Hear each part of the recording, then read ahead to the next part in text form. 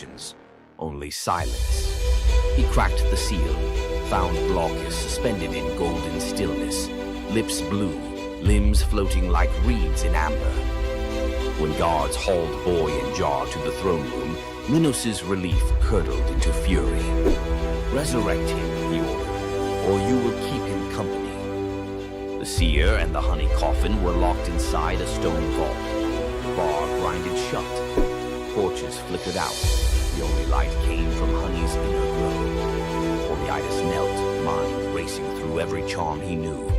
None could reverse 2 hours without breath. A soft hiss cut the darkness.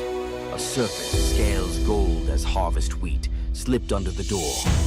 Polydus, fearing venom, crushed it with a wine jug. Silence returned, briefly.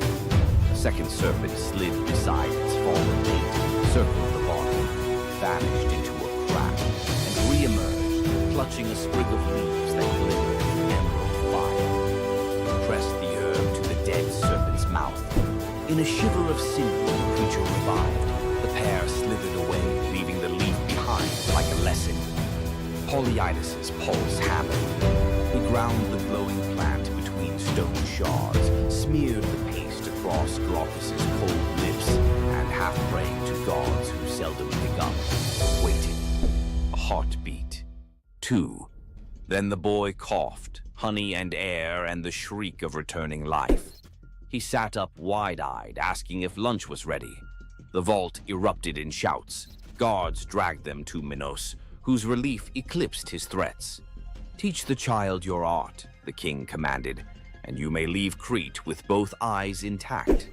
For 30 days, Polyidus tutored Glaucus, reading omens in bird flight, divining storms by the smell of stone, decoding dreams as if they were parchment. Each lesson the seer delivered with growing dread. Minos could weaponize prophecy. On the final morning, he presented Glaucus with a cup of wine to seal memory. The boy drank. Polyidus leaned close, whispered a single word, and the wine turned bitter. Glaucus spat it back onto Polyidus' lips. That was the spell. Every technique, every cosmic shortcut drained from the boy's mind like sand through a broken hourglass. He would live healthy, happy, but ordinary. The gift stayed locked in Polyidus' own skull. The seer departed at sunset, pockets empty except for a few stray violet leaves, the serpent herb.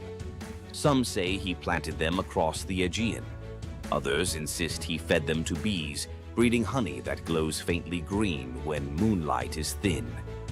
In mountain apiaries of rural Greece, beekeepers still search for Glaucus honey, said to cure a stopped heart if administered within 3 breaths. And every cellar apprentice learns, keep lids tight, keep ladders chained, and keep an eye out for serpents.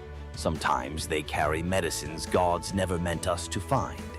Nymph Princess Cyrene tackles a lion preying on her father's cattle. Apollo, stalking inspiration, watches her wrestling the beast bare-handed and thinks, forget liars, that's poetry. He swoops not with roses but a gold chariot pulled by griffins. Rule a land of your own, he says, pointing across the Mediterranean. Cyrene's answer, give me a bowstring and some good soil. She rides shotgun all the way to Libya. On sun-drenched highlands, she spears the ground. Fresh springs burst. The place becomes Cyrene, namesake queen founder. Apollo immortalizes her as a long-lived nymph. Their sons include Aristaeus, future bee guru, and Iadmon, Argonaut prophet. Centuries later, Cyrenean olive oil sells for triple price in Athens. Bottles carry a tiny embossed lion, reminder that one headlock can echo into a civilization. Morning of his birth, infant Hermes crawls out of cradle, spies a tortoise, hollows the shell, strings cowgut. Voila, the first lyre. Same afternoon, he rustles 50 of Apollo's divine cattle, walking them backward to confuse hoofprints. Apollo tracks the tune of an unfamiliar instrument to a cave and catches, not a rustler, a giggling baby. Hermes begins to play. The melody melts Apollo's fury like wax. The sun god trades the entire herd plus the golden staff of herdsmen for the lyre. Contract signed before Hermes can crawl again. Apollo becomes patron of music. Hermes gains official portfolio of travelers, traders, and, ironically, thieves. Every time a guitarist hands a riff to a bandmate for mutual gain, they reenact that cave-side barter. Enslaved courtesan Rhodopis toils in a Nile Delta villa. Her only treasure, a rose-hued slipper dating to her free childhood. She washes linens in the river, humming Ionian lullabies. While drying on the bank, one slipper is whisked by a sacred falcon, messenger of Horus, who drops it into Pharaoh Psamatechus's lap during court. Kings love omens. He declares he will marry the owner. Decree echoes across gnomes. Every woman must try the slipper. Noble women sulk. The shoe fits none until desert winds guide inspectors to Rhodopis scrubbing floors. The leather hugs her heel like destiny. Pharaoh weds the astonished Greek. At festivals, Rhodopis releases doves in thanks, tying our dove myth into hers, while storytellers across the Mediterranean seed the earliest Cinderella variant. Tyrrhenian pirates spy a pretty youth on an island. Clueless, it's Dionysus in vacation mode. They abduct him, plotting ransom. Helmsman Acoetes senses trouble but is overruled. Ropes fall off as ivy coils up masts. Sweet wine floods planks. Panthers materialize, purring menace. Pirates jump ship in panic. Instead of vengeance, Dionysus transforms them into dolphins so they can atone by guiding sailors. Acoetes receives priesthood and a lifetime ticket to every Bacchic festival. Mediterranean fishermen still toss libations overboard for the merry sailors, believing every dolphin escort is a pirate making cosmic amends. On a Boeotian hillside, twin princes Amphion and Zethus debate destiny. Zethus flexes farm boy muscle, shouting, "Stone walls rise by calloused hands." Amphion replies by tuning a 7-string lyre, a gift Apollo slipped into his cradle. They inherit a dream, rebuild ruined Thebes. Zethus drives oxen and hefts limestone, but progress is glacial. At sundown, Amphion plucks a chord so pure nightingales freeze mid-song. Blocks quiver, lift and float into place. Each note a crane, each chord a pulley. Workers drop their levers and just watch. The wall grows faster than dawn's shadow. Jealous masons challenge him to raise the Cyclopean gate alone. Amphion smiles, strums a rugged minor scale. Boulders lumber across the valley like obedient elephants. Zethus, not to be outdone, times hammer blows to his brother's rhythm. For one glorious hour, hard labor becomes rock ballet. When the ramparts close, citizens cheer both sinew and song. Legends claim every stronghold thereafter leaves a lyre motif somewhere in its masonry, a secret tip of the hat to the prince who taught stones to dance. Modern acoustic engineers still reference the Amphion effect when vibration solves heavy lift problems. Princess Evadne hides an affair with Apollo. During labor, a blaze of violet light floods the barn. Baby Emus arrives enveloped in wild violets. Fearful, she places him on the riverbank, trusting fate. Weeks later, shepherds follow a bizarre sight. Honeybees moving in arrow formation. They find the infant alive, fed by nectar dripping from the flowers around him. The shepherd who lifts the child hears a voice inside his skull. "Raise me, I'll repay you in answers." At adolescence, Apollo calls Iamus to Olympia's sacred grove. The god lays out 2 golden bowls, memory and forgetting, telling him to sip both. First bowl grants recall of every secret root in Earth. Second erases the fear of sharing that knowledge. Iamus founds a bloodline of oracles, famed for perfect attendance records at Delphi and Olympia. Even today, locals say a self-sown violet patch near the Alpheus River, blooms out of season before big sporting events, Apollo's subtle wink that a prophecy ticket is about to drop. Young healer Melampus saves 2 baby snakes from a plow blade. Nights later, they slither onto his pillow and lick his ears with herbal-coated tongues. He bolts upright, to a cacophony that suddenly makes sense. Sparrows gossip, ants debate tunnel routes, sheep rehearse lullabies. King Proteus's daughters are struck with goat hallucinations, stampeding through Argos. Melampus eavesdrops on an oak tree, chuckling with a raven. A draught of hellebore in river foam will still their frenzy. He brews it. 1 sip and royal sanity snaps back. Kingdom cheers. Fee time. Melampus wants 1/3 of the realm. Proetus balks until the cattle low in perfect Greek. He's worth it. Impossible to refuse a bovine referendum. Territory ceded.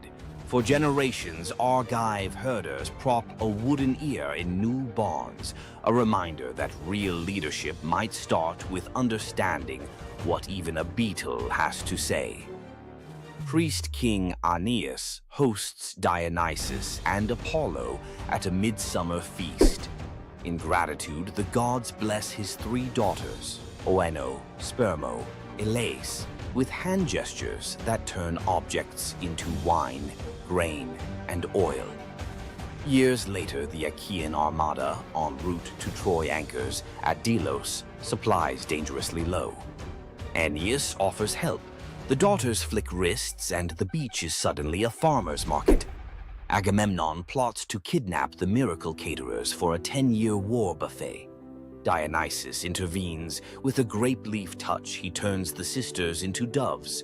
Free to fly anywhere, grain, oil, and wine are prayers waiting to be answered. Delian festivals still release 3 white doves at dawn over picnic blankets. Fishermen swear the birds guide them to shoals fat with fish. Proof generosity multiplies even after airborne retirement.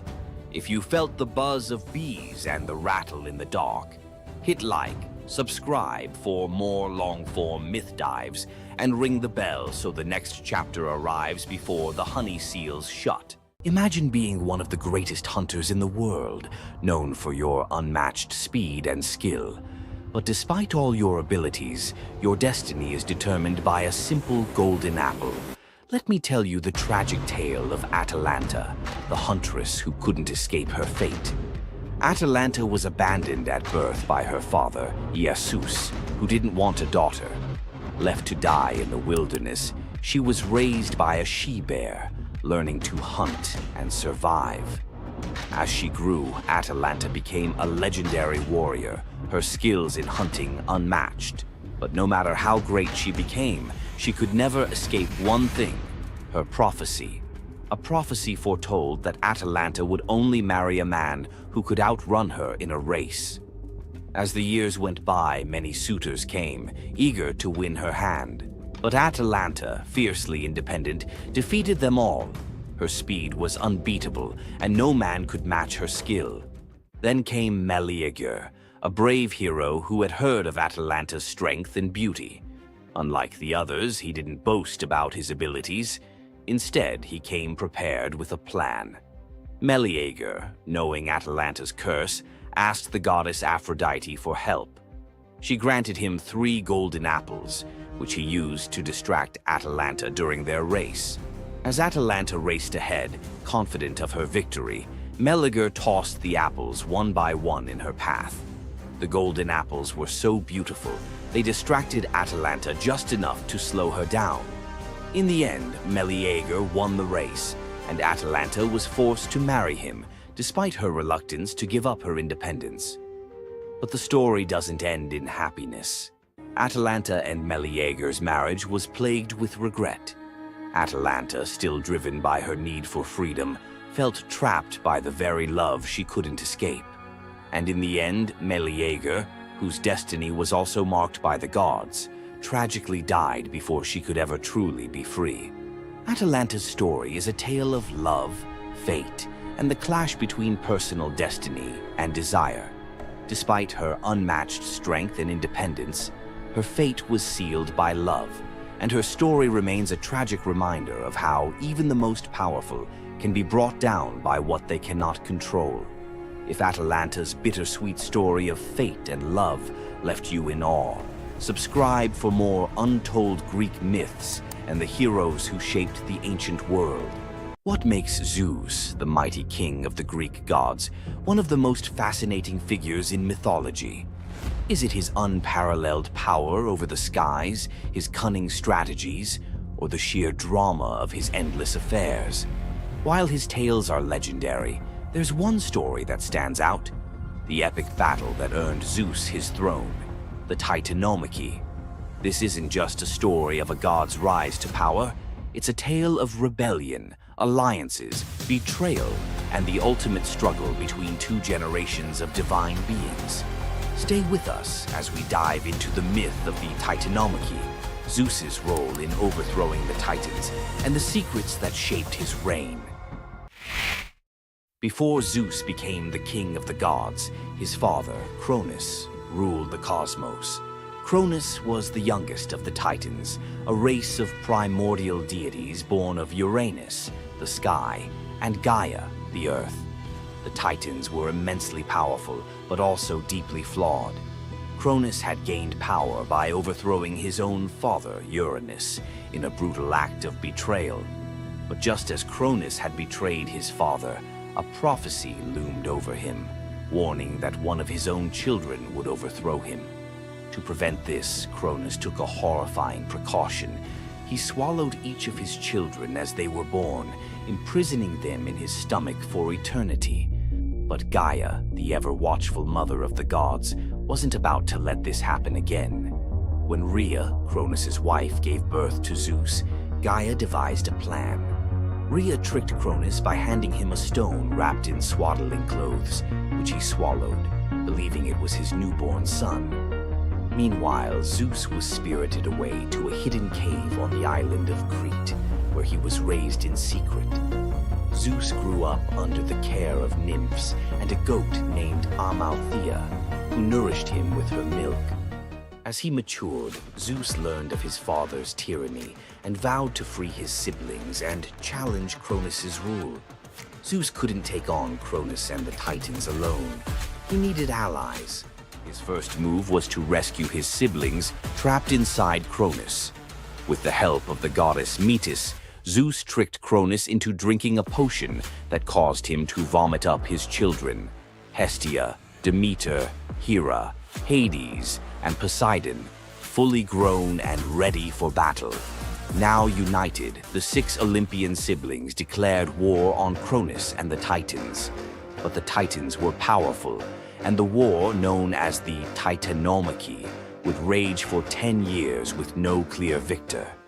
Realizing they needed an advantage, Zeus turned to the most unlikely of allies, the Hecatonchires and the Cyclopes. These were monstrous children of Gaia and Uranus, imprisoned in Tartarus by Cronus out of fear of their immense power. The Hecatonchires had 100 hands and unparalleled strength, while the Cyclopes were master craftsmen. Zeus descended into Tartarus, defeated its terrifying guardians, and freed these imprisoned beings. In gratitude, the Cyclopes forged weapons for Zeus and his brothers. Zeus received the thunderbolt, Poseidon the trident, and Hades a helmet of invisibility. With these tools and the raw power of the Hecatonchires, the Olympians finally had the upper hand. The final clash of the Titanomachy was a cosmic spectacle. The Titans, led by Cronus, unleashed their full fury, shaking the very foundations of the universe. Mountains crumbled, seas boiled, and the skies erupted in chaos. But Zeus and his allies were relentless. Zeus hurled his thunderbolts with unerring precision, scorching the battlefield and scattering the Titans' ranks. Poseidon unleashed massive earthquakes, and Hades used his helmet of invisibility to sow confusion among their enemies. The Hecatonchires proved invaluable, hurling massive boulders with their 100 hands, overwhelming the Titans. One by one, the Titans fell, their immense power no match for the combined might of the Olympians and their allies. Cronus was the last to fall. Zeus struck him down with a thunderbolt so powerful that it split the skies. With Cronus's defeat, the Titanomachy was over. With the Titans defeated, Zeus and his siblings faced a choice: what to do with their vanquished foes. In a move both strategic and ruthless, Zeus imprisoned the Titans in Tartarus, deep within the underworld, where they would remain for eternity under the watchful eye of the Hecaton Kyries. Zeus then divided the cosmos with his brothers. He claimed the skies as his domain, Poseidon took the seas, and Hades ruled the underworld. Together they established the rule of the Olympians, with Zeus as their undisputed king. But the Titanomachy left scars. Gaia, enraged by the imprisonment of her Titan children, gave birth to new monstrous beings to challenge Zeus's reign. Among them was Typhon, a creature so fearsome that even the gods trembled before him. Typhon's battle with Zeus is another story for another day, but it serves as a reminder that power in the ancient world was never secure. Zeus's rise to power marked the beginning of a new era, but his reign was anything but peaceful. While he was the king of the gods, his rule was marked by constant challenges, from rebellious mortals to jealous deities and his own unquenchable desire for love and control. Zeus was both a protector and a tyrant, a figure who inspired awe and fear. His thunderbolts were a symbol of justice, but they were also a tool of destruction. He fathered countless children, both mortal and divine, and his many affairs often sparked conflict among the gods. Yet, despite his flaws, Zeus's rule brought stability to a chaotic world. Under his reign, the gods established order, overseeing the realms of humans and maintaining the delicate balance between earth, sea, and sky. The myth of Zeus and the Titanomachy isn't just a tale of war. It's a story about the cycles of power and rebellion. Just as Zeus overthrew Cronus, who had overthrown Uranus, Greek myths suggest that even the mightiest rulers are vulnerable to the forces of change. Zeus's story reminds us that leadership comes with its own set of challenges. It's not just about gaining power, it's about maintaining it, often at great cost. Zeus's rise to power is one of the most thrilling tales in mythology, filled with battles, alliances, and sacrifices. But what do you think? Was Zeus a just ruler, or was he simply another tyrant destined to fall like the Titans before him? Let us know your thoughts in the comments below. Don't forget to like this video if you enjoyed this dive into Greek mythology, share it with fellow myth lovers, and subscribe to our channel for more epic tales from the ancient world. Until next time, remember, the gods may rule from above, but their stories remind us of the struggles we all face below.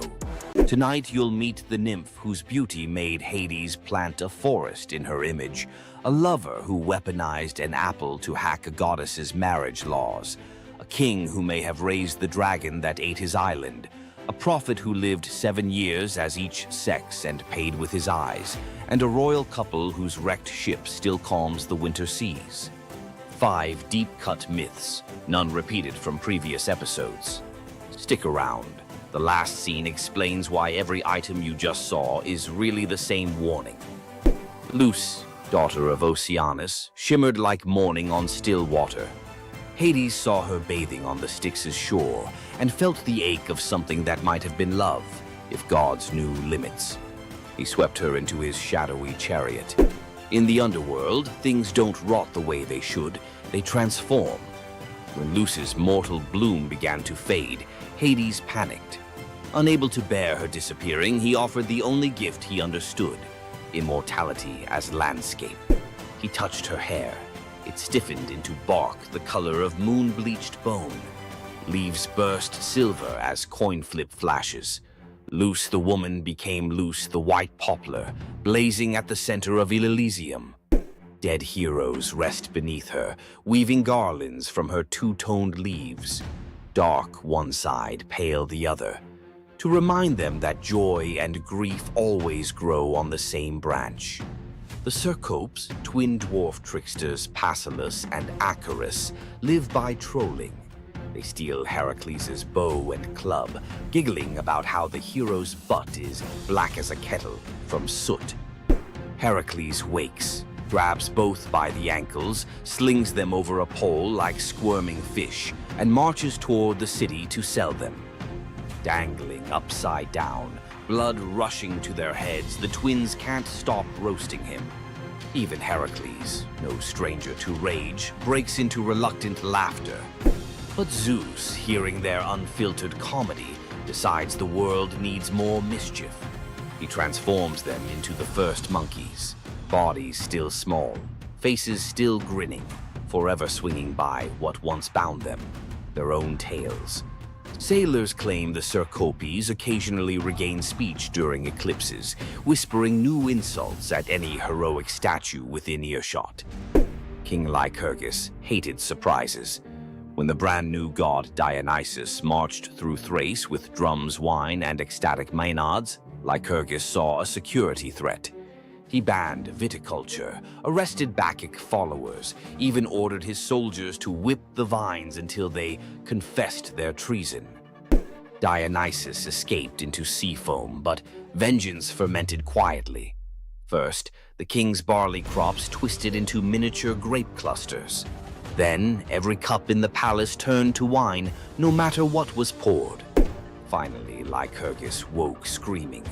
Vines were sprouting from his own feet, snaking up his calves, pinning him to the palace floor. He hacked at them only to realize he was slicing his own flesh. The vines were his veins.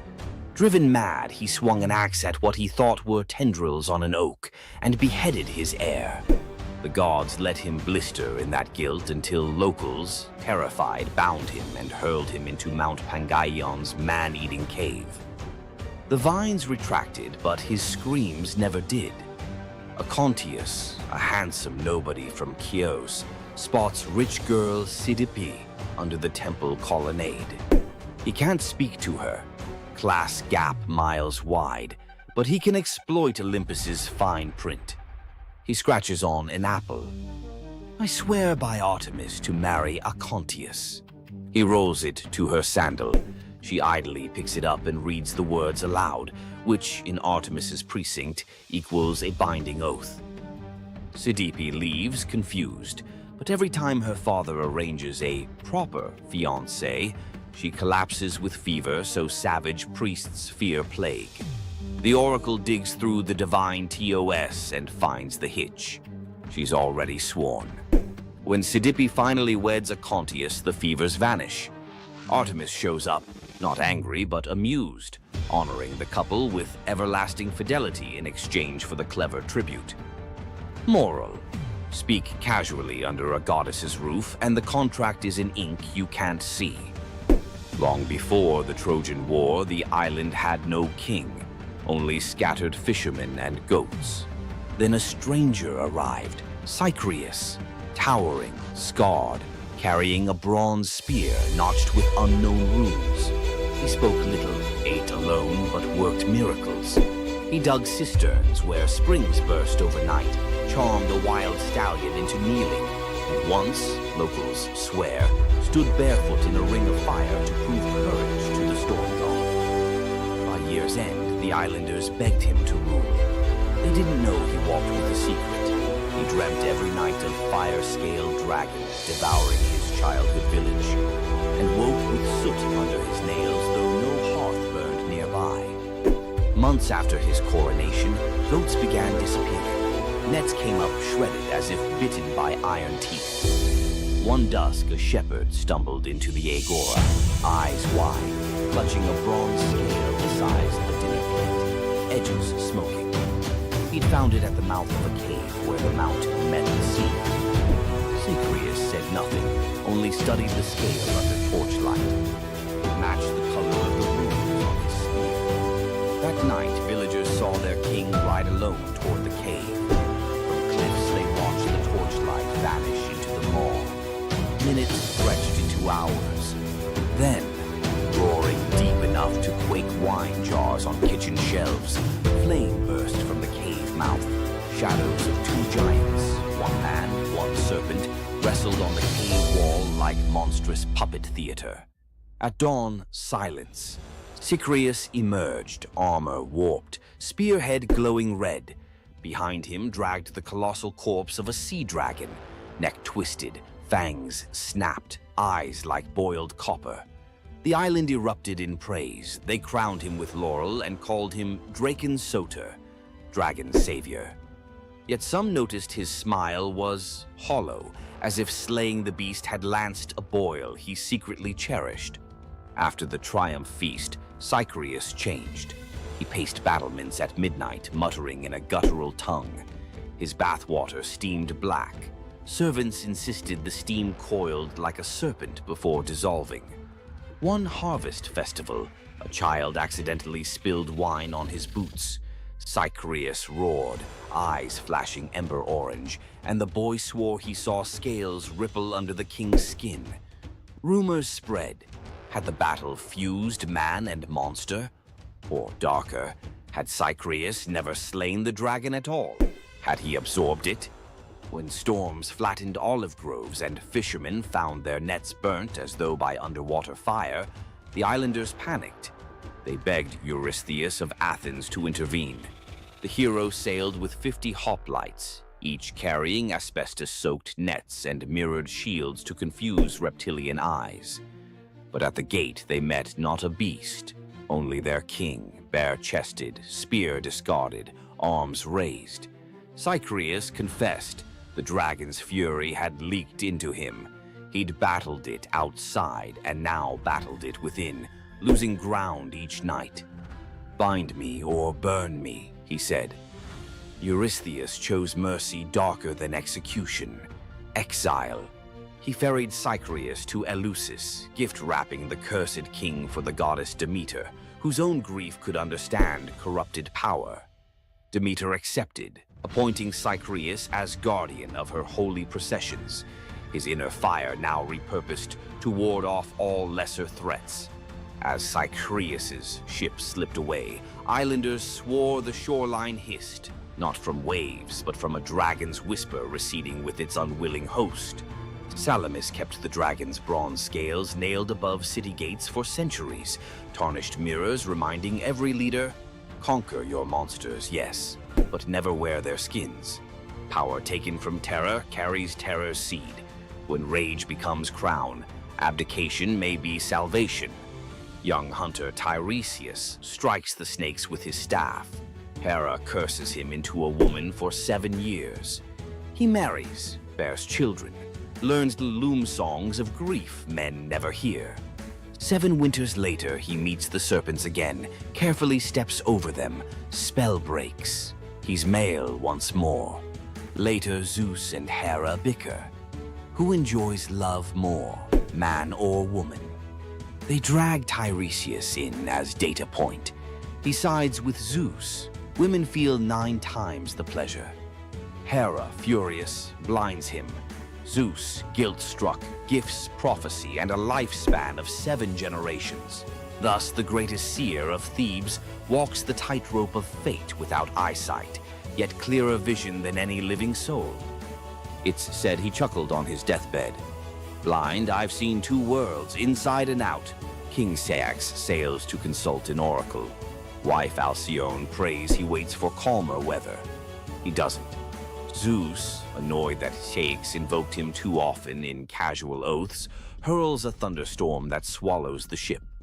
Ceyx's spirit, soaked and shivering, begs Iris to carry a goodbye. Sleep god Morpheus impersonates Ceyx's drowned corpse in Alcyone's dream. She wakes screaming, runs to the surf. There's the real body, ghost pale in foam. In raw despair, she leaps after him. The gods, pierced by this double plunge, morph the lovers midair into halcyon birds, kingfishers with royal blue backs. To let their floating nest survive, Zeus stills the winter seas for 14 days every January. Sailors call it the halcyon days, when storms bank their rage and even grief takes a coffee break. Which transformation slapped hardest? Tree, oath, dragon, gender shift, or bird? Hit the comments. Smash like. If you'll think twice before reading random fruit out loud, subscribe for next week's plunge into the three mortals who blackmailed the fates. And ring that bell. Unlike Zeus's thunder, it won't roast you for imposter syndrome. See you in the halcyon calm. Athena, the goddess of wisdom, war, and strategy, was one of the most powerful deities in Greek mythology. Feared by enemies, honored by heroes, and even challenging Zeus himself, Athena's legacy shaped legends, wars, and the very foundations of civilization. But was she truly a goddess of justice, or was there a darker side to her wisdom? Let's dive into the real story of Athena. Athena wasn't born like other gods. She burst fully grown from Zeus's head, armed with a spear and shield, a goddess of war and wisdom from the very start. But her story is more than just divine power. It's one of strategy, conflict, and influence that shaped the Greek world. The protector of heroes, Athena wasn't just a warrior. She was a tactician, a guide, and the ultimate ally to heroes. She helped Odysseus outwit the gods, gave Perseus the shield to defeat Medusa, and was the unseen force behind many Greek victories. The battle for Athens, Athena and Poseidon competed for control of the greatest city in Greece.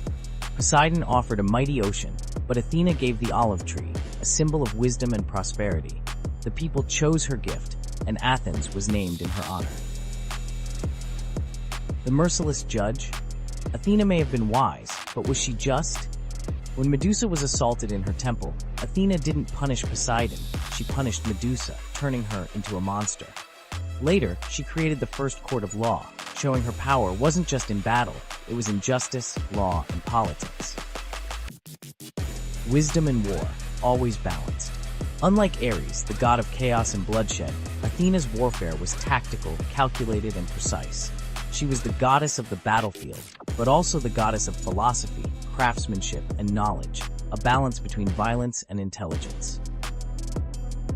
Her lasting legacy, Athena's symbols, the owl, the shield, and the olive tree, still represent wisdom, strategy, and peace today.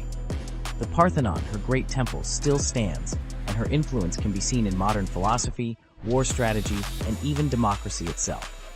Athena wasn't just a goddess of wisdom. She was a warrior, a ruler, and a force that shaped civilizations. But was she truly wise, or just the ultimate strategist who always got her way? Want more deep dives into legendary gods and goddesses? Subscribe now and uncover the myths and realities of ancient deities. Imagine a woman so terrifying that a single glance from her could turn anyone into stone. Medusa, a name that echoes through history as a monster, a villain, and a symbol of pure horror. But what if everything you thought you knew about her was wrong? Medusa wasn't always a monster. Her story is one of betrayal, injustice, and a curse she never deserved. She wasn't born a villain. She was made into one by the gods themselves. But even as a victim, she found a way to turn her tragedy into power. Today, we'll unravel the myth of Medusa and discover the deeper truth behind her story. From her tragic origins to her transformation into a feared Gorgon, to her epic confrontation with Perseus. This is the tale of Medusa like you've never heard it before. Long before the snakes, before the curse, Medusa was a mortal woman of extraordinary beauty. She wasn't born a monster. She was born human, the daughter of the sea gods, Phorcys and Ceto. While her sisters, Stheno and Euryale, were immortal Gorgons, Medusa stood apart as the only mortal among them. But it wasn't her mortality that set her apart. It was her beauty.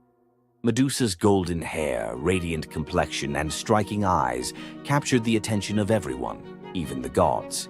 She served as a priestess in the temple of Athena, goddess of wisdom and war, vowing to remain pure and devoted to the goddess.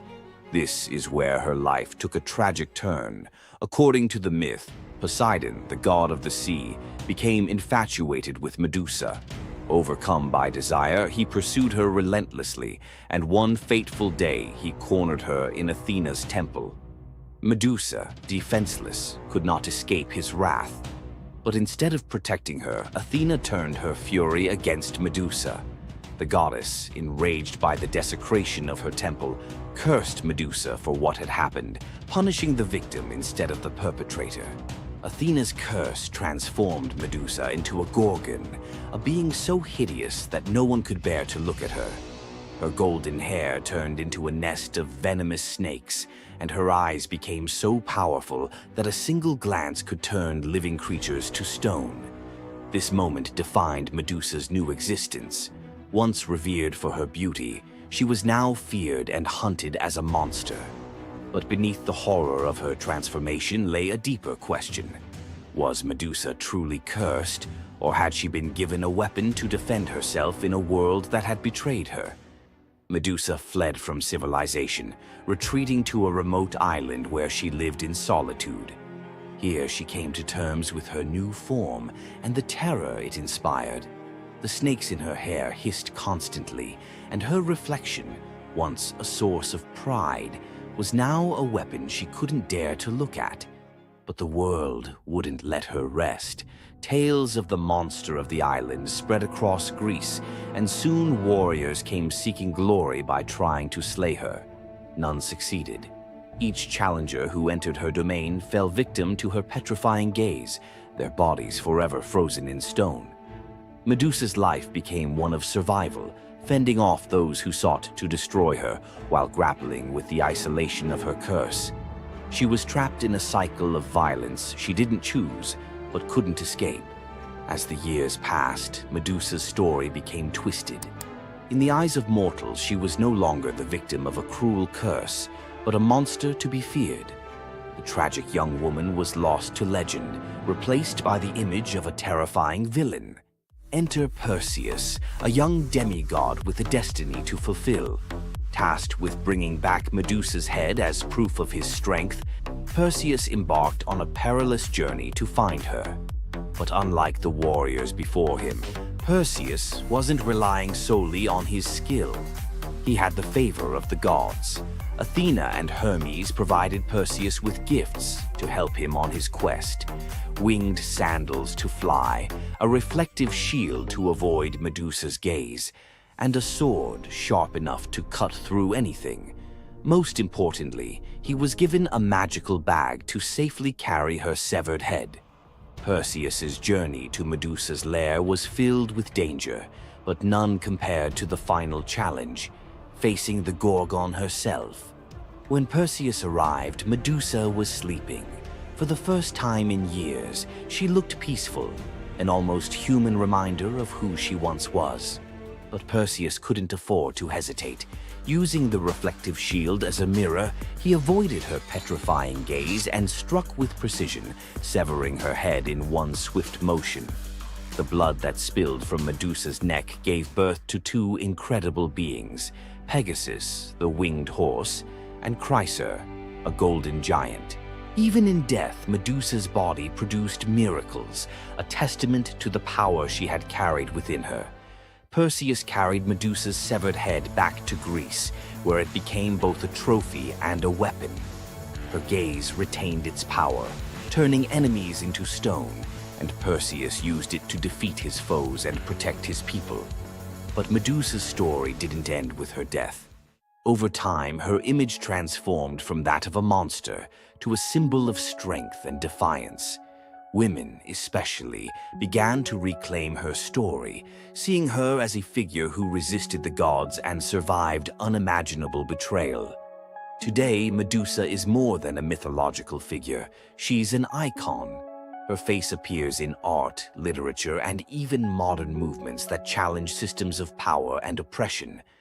But the question remains, was Medusa truly a monster, or was she a victim of a world that feared her power? Medusa's story is a reminder that myths are more than just tales of gods and heroes.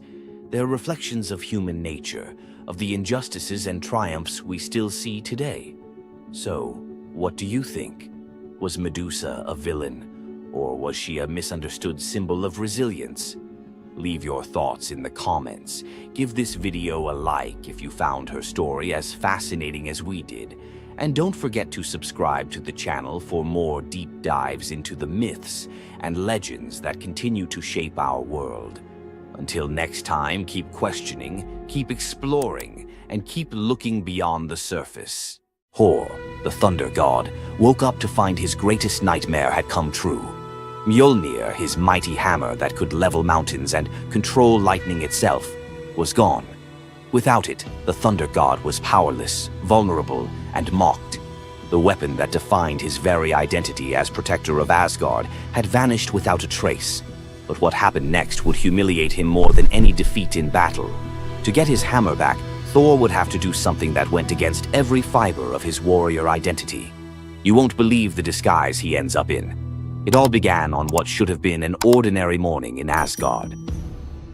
Picture Thor reaching for the leather grip that had been at his side for countless centuries, his fingers closing around nothing but empty air. The spot where Mjolnir should rest felt cold and wrong, like a missing tooth that your tongue keeps finding. Thor's morning routine, as predictable as sunrise over Asgard's golden halls, shattered in that single moment of realization. The hammer forged by dwarven masters, the weapon that could summon lightning and level mountains, had vanished without so much as a whisper of sound. The initial shock hit Thor like a physical blow. His hand remained suspended in space, still reaching for what wasn't there. Then panic crept in, cold and relentless. He let out a blood-curdling roar of sheer rage, the whole palace trembling. Without Mjolnir, he was powerless, vulnerable, and mocked, stripped of the weapon that made him Asgard's primary defender. The enemies that prowled the borders of the Nine Realms knew about his mighty hammer. They counted on Thor's strength to keep them at bay. Now that strength was gone. Word spread through Asgard's halls faster than wildfire. The other gods gathered in emergency council, their faces grave as they grasped the full scope of the crisis. Odin's ravens had brought no news. The watchmen at the gates had seen nothing. Mjolnir had simply disappeared, as if it had never existed at all. The assembled gods understood what Thor's loss meant for their realm.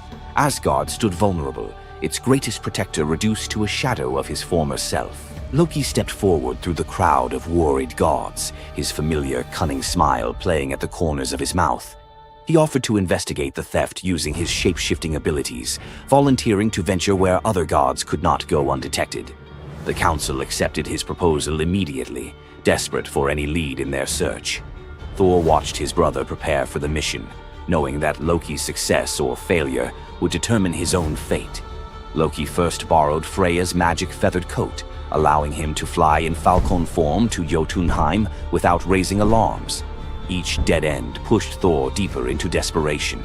He imagined facing his enemies defenseless, their laughter echoing as they realized the thunder god carried no thunder. The trail finally led to the most dangerous territory of all, Jotunheim, the realm of the giants. Loki strode into the council chamber with the confident gait of someone who had solved a mystery, but his expression carried an ominous weight. The giant Thrym, lord of the frost giants, had openly boasted about his theft from his massive throne of ice and stone. He had buried Mjolnir 8 leagues beneath the frozen earth of his realm, thrice deeper than any giant's hall, he claimed, placing it where even Thor's strength would be useless. Thrym had what he thought was a simple demand for the Norse gods. He wanted the beautiful goddess Freya as his bride in exchange for the hammer's return. The giant had fixated on her legendary beauty and grace, convinced that possessing both Mjolnir and the goddess of love would make him the most powerful being in all the 9 realms. His arrogance knew no bounds as he described his elaborate wedding plans to Loki, speaking of golden halls and feasts that would last for weeks. Thrym believed the gods had no choice but to accept his terms. When Loki spoke to the council about Thrym's demand, the council fell silent. Freya's reaction shattered the tense quiet that followed Loki's report, causing her rage to break the Brysinger necklace, its gems scattering across the floor in glittering fragments. She declared she would rather throw herself into the deepest ocean than marry the frost giant who dared make such a demand. The gods found themselves trapped in an impossible situation.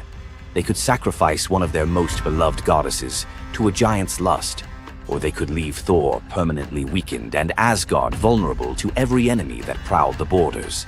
The council erupted in frantic debate. Some suggested launching a full assault on Jotunheim, but Thrym's fortress was impregnable and his army vast.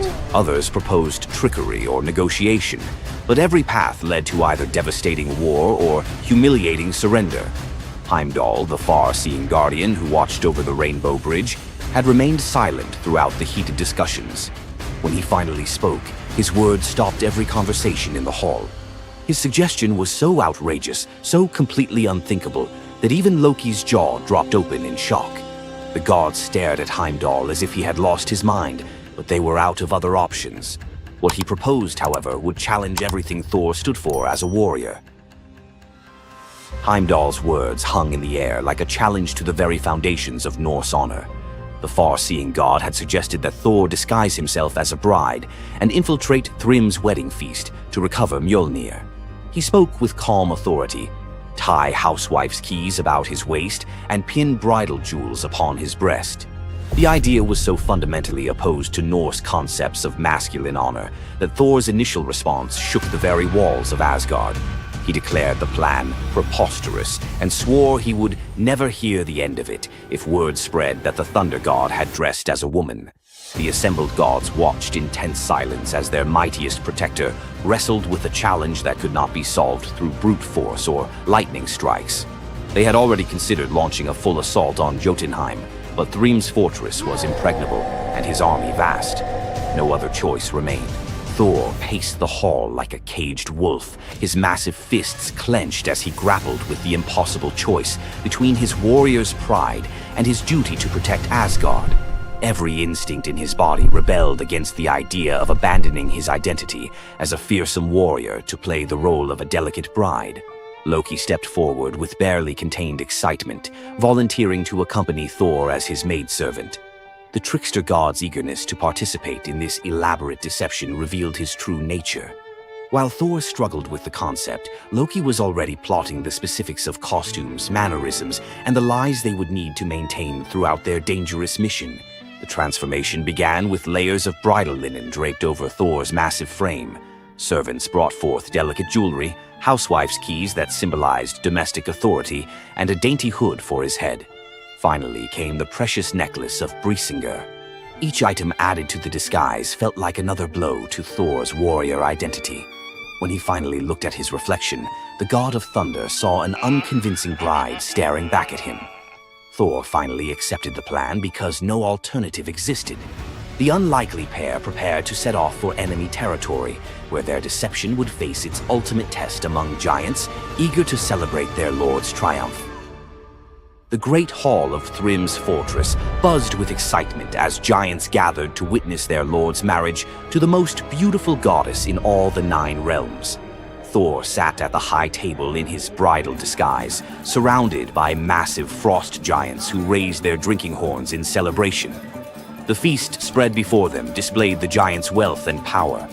Roasted oxen filled enormous platters, fresh salmon gleamed on silver dishes, and barrels of mead stood ready to fuel the night's festivities. Thor's legendary appetite struck like a thunderbolt. He polished off an ox and ate whole salmon in moments, tearing through the meat as if he hadn't eaten in weeks. 3 measures of mead vanished as quickly as if someone had poured them into a bottomless pit. The assembled giants watched in stunned silence as the delicate bride consumed more food than most warriors could handle. Thrym's eyes narrowed with growing suspicion. This goddess ate like a battle-hardened warrior, returning from a long campaign, not like the refined Freya he expected to marry. Loki stepped forward with the smooth confidence of a master storyteller. He spun a tale about Freya's 8-day fast in eager anticipation of reaching Jotunheim and marrying the mighty Thrym. The explanation painted a picture of a lovesick goddess, so excited about her wedding that she had refused all food during her journey. The giants nodded in understanding, their suspicions melting away as they accepted this romantic explanation. Thrym felt honored by such devotion and relaxed completely, his doubts vanishing. Beneath his bridal veil, Thor's rage simmered like molten metal ready to explode. Every moment at the feast brought new challenges as he struggled to maintain feminine mannerisms while surrounded by his enemies.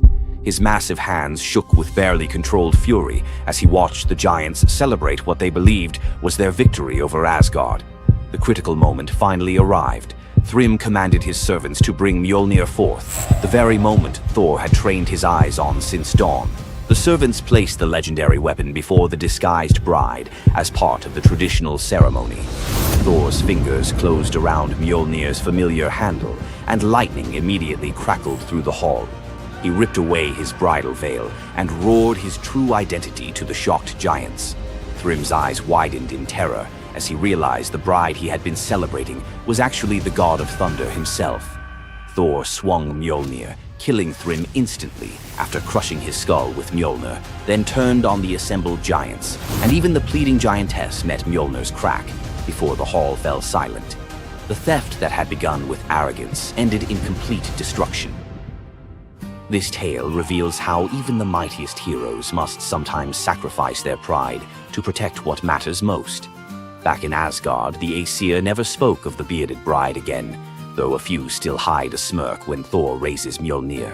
And we end this story with a very valuable lesson. Never steal Thor's hammer.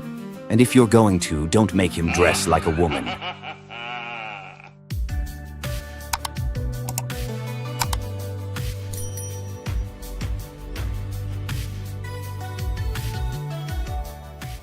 What would you do if you gave up everything for love, only to be betrayed by the one you trusted most?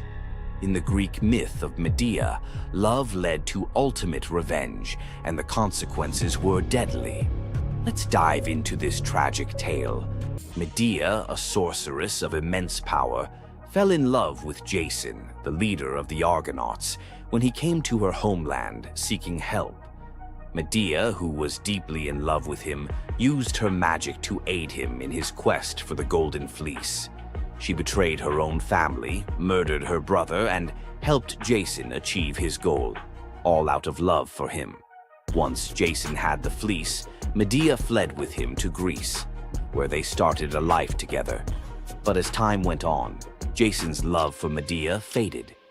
He decided to marry Glauce, the daughter of Creon, the king of Corinth, in an effort to secure a more powerful position. Medea, heartbroken and furious at the betrayal, decided to exact her revenge. She used her powers to craft a poison so deadly that it would burn Glauce alive when she put on a beautiful dress that Medea had sent her as a gift. But Medea didn't stop there.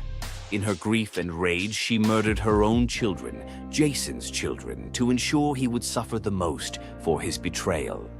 The pain of losing everything she loved was unbearable, and Medea, having left nothing behind but destruction, fled to Athens, leaving Jason to wallow in his sorrow and regret.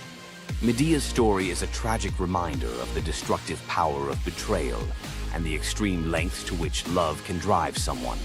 Sometimes love is not only blind, but it can also lead to devastation and vengeance.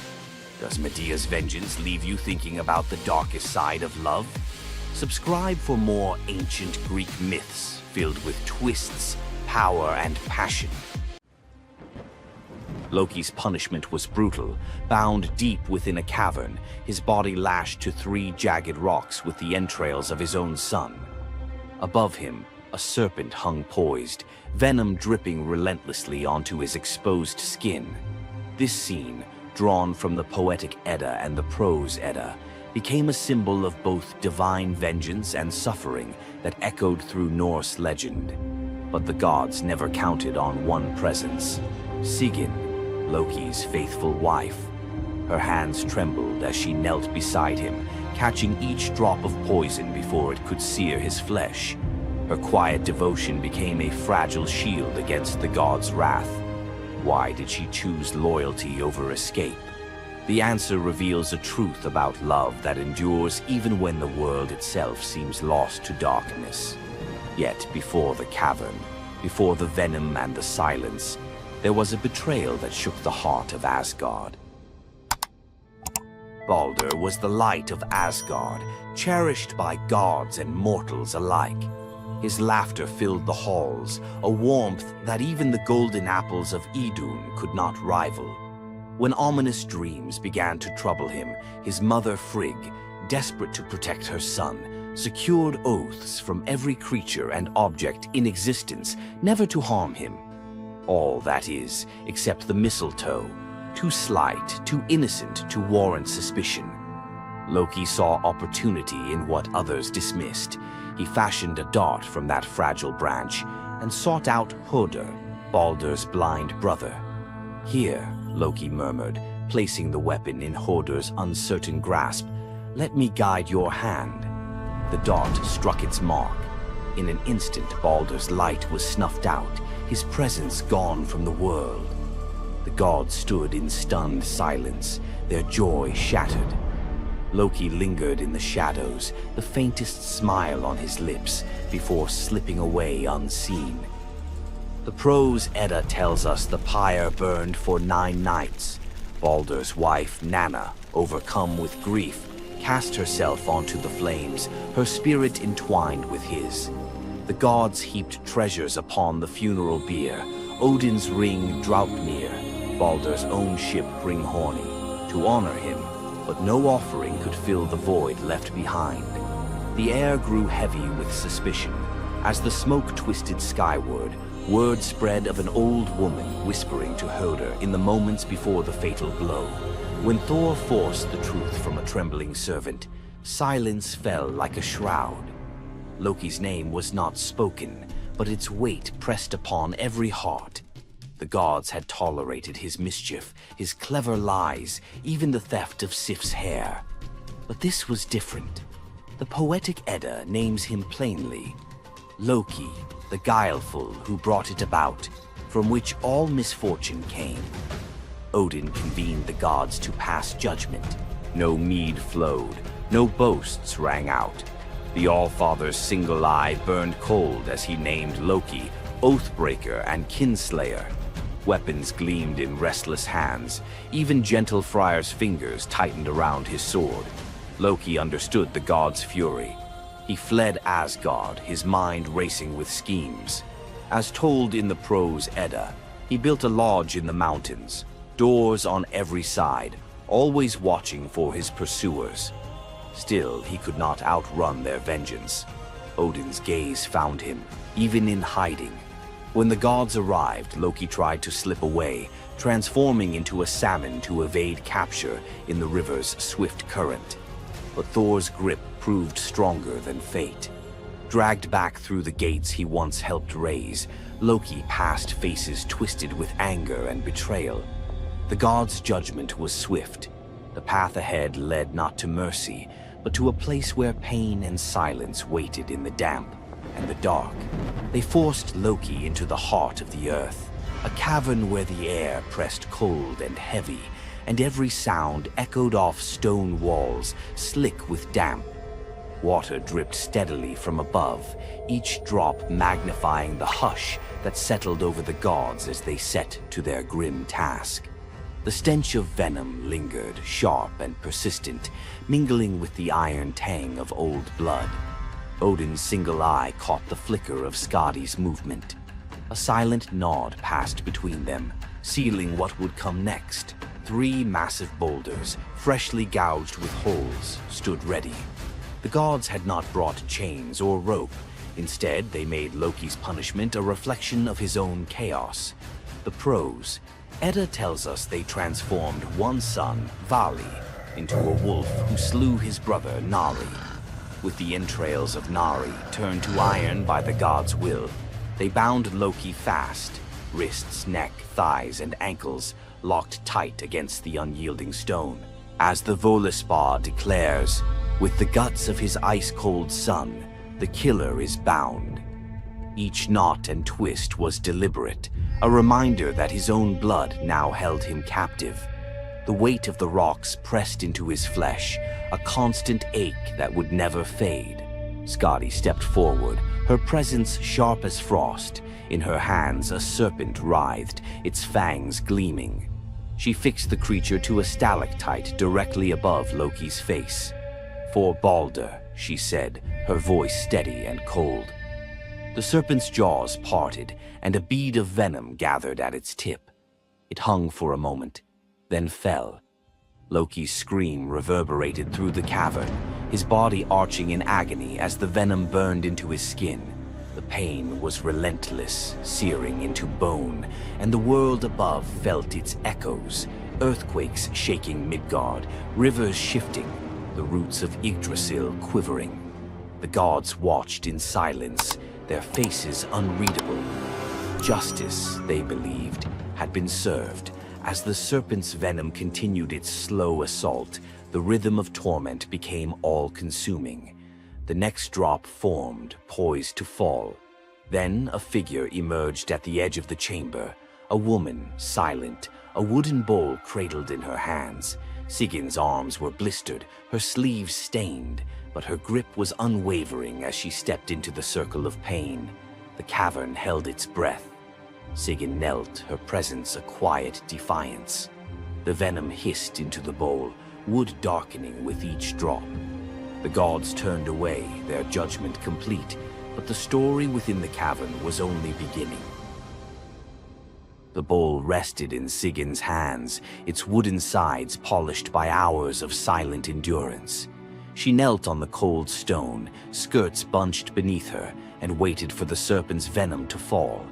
The first drop struck with a hiss, a thin wisp of smoke curling up as Loki's breath caught in his throat. She kept her gaze fixed on the bowl, her resolve anchored by the rhythm of her task. Time unraveled in the cavern, marked only by the relentless cadence of the venom. Drip, catch. The liquid sizzled as it struck the wood, the heat seeping through Sigyn's calloused palms. Each shift of her grip was subtle, a quiet adjustment to keep the bowl steady as her arms ached. Above, the serpent's shadow twisted over the stone, its coils unmoving, its venom gathering in slow, deliberate drops. Loki whimpered, bracing for pain that had become his constant companion. The sound of his dread was sharper than his cries. The air hung heavy with the stench of scorched flesh and the metallic sting of poison. The darkness pressed in, broken only by the faint glimmer of Sigyn's tears as they mixed with venom in the bowl, each drop a testament to her resolve. The silence between drops was punctuated by Loki's ragged breaths and the distant echo of water dripping from the cavern walls. Sigyn's world narrowed to the weight in her arms and the threat above. The bowl filled, the venom rising perilously close to the rim. Sigyn's muscles trembled, but she did not let her grip falter. When at last the bowl brimmed, she had no choice but to turn away. In that brief moment, as she emptied the venom onto the rocks, Loki's body convulsed, his scream raw and unrestrained.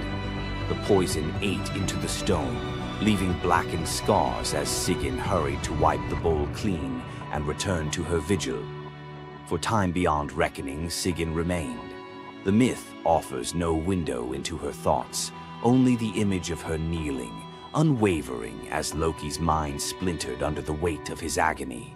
Was she remembering laughter in sunlit halls, or simply unable to imagine leaving him alone in the dark? The venom's rhythm never changed. The bowl would fill. Loki would suffer. Sigyn would endure. In the hush that followed each scream, a question lingered, one that neither gods nor mortals could answer. Love in the dark was never simple. While the gods turned away, Sigyn remained, her presence reshaping the meaning of Loki's punishment. His betrayals had echoed through Asgard, yet her loyalty was a force the gods never expected. The Eddas offer no window into Sigyn's thoughts, recording only her actions. Blistered hands, a steady bowl, venom caught before it could sear flesh. This silence leaves space for us to wonder. Was it love that held her there, or a deeper sense of duty, something older and more enduring than the gods' own laws? Loki, once the master of deception, now depended on the mercy of the one he had so often left in the shadows. When the bowl overflowed and Sigyn turned away, each drip crept like fire through him, twisting his features in agony. His eyes, when they met hers, flickered with both gratitude and resentment. He needed her, but the venom's torment mingled need with bitterness. Still, Sigyn returned every time, catching the next drop before it could fall. The myths do not say what passed between them in those moments, only that she stayed, her resolve unbroken. Scholars often call Sigyn the embodiment of loyalty, the ultimate symbol of spousal devotion. Yet, her sacrifice was more than an act of love. It was a quiet rebellion. By kneeling in the cavern, she defied the gods' vision of justice. Odin had crafted Loki's punishment to be absolute, to break him alone in the dark. Sigyn's refusal to abandon her husband became a shield, her presence a silent protest that denied the gods complete victory. The Eddas never assign her a motive, leaving modern readers to fill the silence with their own questions and interpretations. Was her endurance an act of compassion or a challenge to the order imposed by the gods? Each drip marked the passage of time, each bowlful a measure of suffering and steadfastness. Loki's laughter, once quick and sharp, faded into broken gasps. His words, sometimes curses, sometimes pleas, found no purchase. Sigyn's hands grew raw and ruined, but she did not falter. The cycle of pain and mercy continued, unbroken. In the end, it was not just Loki who endured the gods' punishment. Sigyn's vigil transformed it, turning isolation into a shared ordeal. In the darkness, her silent defiance and unwavering love became part of the myth, a testament to the power of presence, even when the world has turned away. Sigyn's vigil stands as one of Norse myth's quiet marvels, a steady presence in the shadows, her strength measured not in battle, but in endurance beside the one the gods condemned. As Loki writhed beneath the venom's relentless burn, Sigyn's hands never wavered. The Eddas remember her not for words or deeds of glory, but for the silent rhythm of her care. Her story reminds us that sometimes love endures in darkness. Sigyn's vigil continues until the twilight of the gods, Ragnarok, whenever that may come. Would you have stayed? If Sigyn's silent strength moved you, let us know in the comments or share your favorite Norse hero below. Hey, myth explorers. Ready to wander off the beaten mythological path? You know Zeus's thunderbolts and Hercules' labors. Fine. But what about the day the bees turned their backs on their god? Or the huntress whose sons were cursed to become flesh-hungry bears? Or a girl so clever Athena loved her, then hated her enough to shrink her to an ant? And finally, an apple that quite literally broke a young man's heart. Keep watching. Each tale swerves from wonder to horror to bittersweet awe, and the last lines of every story connect like hidden threads. Miss even 30 seconds, and you'll lose the clue that ties them all together. When Zeus married Hera, Hermes carried gold-edged invites to every being, mortal, divine, animal. Chelone, a river nymph, accepted with a careless nod, but when the day came, she sniffed at the sky, poked the embers in her hearth, and sighed, "My little house is warmer than Olympus." Hours later, the wedding procession rolled past in thundercloud pomp. Hermes spotted Chelone's empty chair. Rage ignited in his silver sandals. He swooped down, seized the entire cottage, roof, pillars, walls, Chelone still clutching a teacup inside. One spell later, cottage and nymph fused into a single creature, shell on the back, head poked out, doomed to crawl forever carrying the home she wouldn't abandon. The first tortoise. Locals swear that on spring evenings, if you kneel by a brook and whisper, "Leaving soon?" any tortoise nearby will retreat into its shell, tiny echo of a goddess-scorned recluse. Long before "Save the Bees" was a slogan, there was Aristaeus, demigod shepherd, inventor of cheese, olive oil, and above all, beekeeping. People swore the hum of his hives kept sickness out of the valley. Then one midsummer dawn, every bee lay motionless, wings stiff as parchment. The air that once thrummed with life sat dead and silent. The villagers called it the funeral of the bees. Desperate, Aristeus trekked through reeds to consult Proteus, the shape-shifting sea prophet. Proteus, half seal, half seer, spat seawater and hissed, "The nymphs of the meadows curse you for the part you played in Eurydice's death. Mourn in their tongue, blood, smoke, and remembrance. The penance? 4 pure bulls and 4 unblemished heifers sacrificed at a spring, their carcasses left to rot beneath the sun. An act so revolting only the gods could read its poetry." Aristeus obeyed, mouth clamped against nausea. On the 3rd sunrise, he returned. From one bull's ribcage poured a golden cloud, brand new bees poured from death itself, swirling like incense into the sky. The message was brutal but clear. Regeneration demands sacrifice. Aristeus fell to his knees, honeyed tears streaking his cheeks as the swarm chose his outstretched arms as their first hive. King Midas wanted an army with one soldier, so Festus cast Talos, a walking fortress of molten copper now hardened to bronze. 3 times a day, Talos circled the island. Invaders saw a man-sized sunrise sprinting the shoreline, hurling stones the size of oxen. Yet, the godsmith built Talos with a single flaw, a plug at his ankle, sealing a vein that pulsed ichor, divine lifeblood. Cue Jason and the Argonauts, desperate to dock. The witch Medea stepped forward, eyes glinting like mercury. "Mighty Talos, you are metal, but do you feel pain?" She sang of mortality, of rust, of endless duty with no rest. The bronze giant, half mind, half mechanism, knelt suddenly aware. A breeze teased the nail loose. One crimson gold jet spurted. Talos staggered, knees carving trenches in sand, and crashed, an empty shell echoing like a temple bell. Crete was silent but for the hiss of ichor boiling away. Local fishermen still claim some sunsets tint the sea bronze, Talos's lifeblood swirling just beneath the waves, hunting for its lost shell. Coronis of Thessaly loved Apollo, or thought she did, until a mortal soldier caught her eye. While Apollo healed plague in Delphi, Coronis entertained her new lover in secret. Only the raven, Apollo's avian spy, saw everything. The bird wrestled with the knowledge. If it spoke, a human would die. If it stayed silent, a god would suffer humiliation. Instinct 1, loyalty to the sun.